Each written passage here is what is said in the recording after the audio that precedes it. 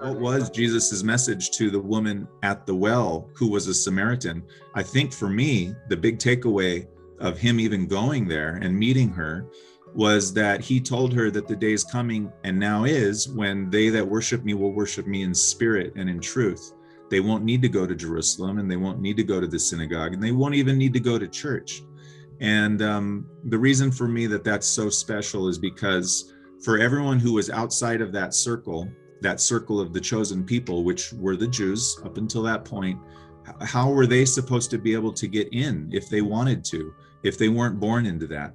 And Jesus was basically telling her and the world at that time that starting now, the people who want to have a relationship with God are going to need to have one in spirit. And it's not going to be about physically going to a church or a synagogue or a mosque. It's not going to be about physically doing something. It's going to be about having a spiritual relationship. And the reason that that is so important in my mind is because every one of us has a different version. When we close our eyes and when we think about God, we might all have a different version of what we understand to be God or what we feel to be God. And the reason I like that so much is because you can't put your finger on it for anyone to say this is how it is for everybody.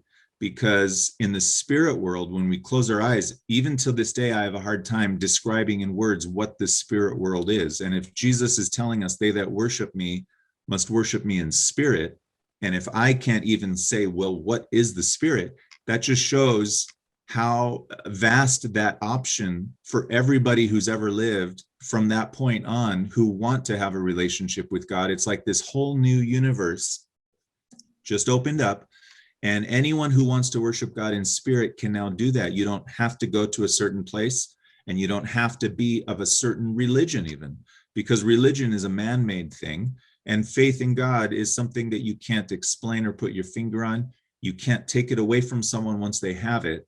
It's something within our hearts and our minds. And I think that that for me is the biggest takeaway of Jesus going to Samaria there, was that it's no longer about being a chosen person, a person who was born into this chosen people of God, kind of a circle, but it's really about a spiritual relationship, which is now going to take place in every person's heart between them and God. And that's beautiful for me. And I hope that a lot of people that still don't know where they fall as far as what their belief system is, that they can give God a chance by opening their hearts and closing their eyes and asking him to show them whether he's real or not, and whether there is a way that they can have a relationship with him. And I think that all you have to do is give God one chance, and that's all he needs. If God is big enough to create the universe, then he's not bound by a book. He's not bound by a building. He's not bound by someone's interpretation of what he is. There's no limit to what God can do for those who are willing to open their hearts and give him a chance.